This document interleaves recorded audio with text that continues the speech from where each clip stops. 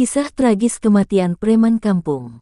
Kisah ini terjadi sekitar tahun 1980, di mana preman-preman merajalela, dengan ditandai seluruh badannya dipenuhi tato yang bermacam-macam gambar. Pada waktu itu di kampung yang ada di wilayah Depok ada kejadian yang sangat menggemparkan, di mana seorang preman dibunuh rame-rame oleh kakak dan adik keluarga yang menjadi korban pemerkosaan preman kampung tersebut. Awal cerita, di kampung itu ada sebuah keluarga yang harmonis, namun ada seorang preman yang jatuh cinta pada istri dari keluarga harmonis itu. Yang namanya preman, kemana-mana selalu bawa golok juga gak ketinggalan botol minuman keras selalu dibawanya.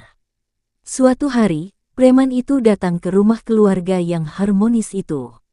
Dia menyatakan jatuh cinta pada istri keluarga itu, sebut saja istri keluarga harmonis itu namanya Mintarsih.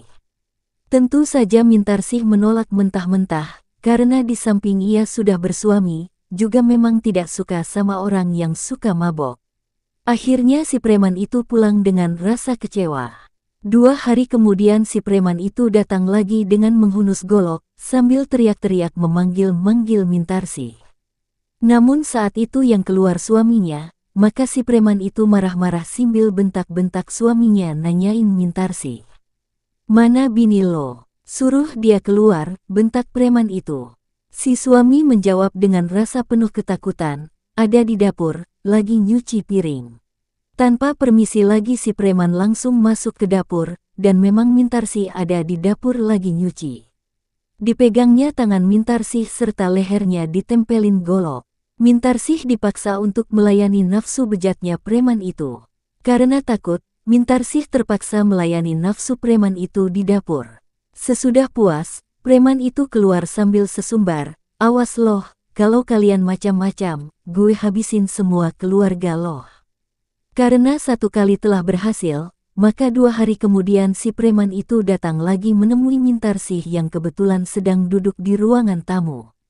Dengan ancaman golok di leher, terpaksa Mintarsih pun melayani kembali nafsu bejat preman pemabuk itu.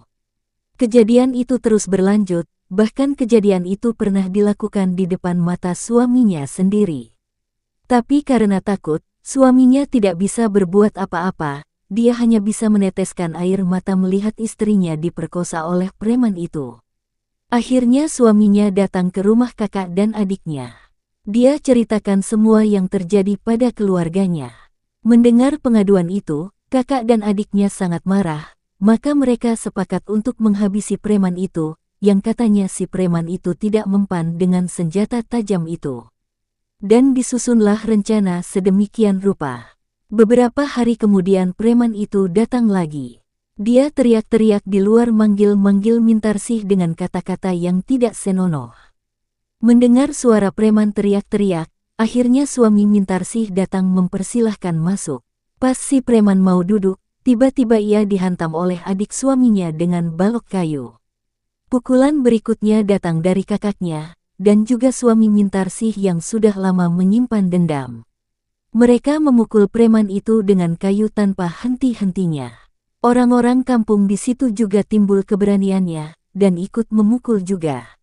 Akhirnya tamatlah riwayat preman kampung si pemabok yang katanya punya ilmu kebal itu, dengan darah bercucuran di sekujur tubuh dan kepalanya yang remuk.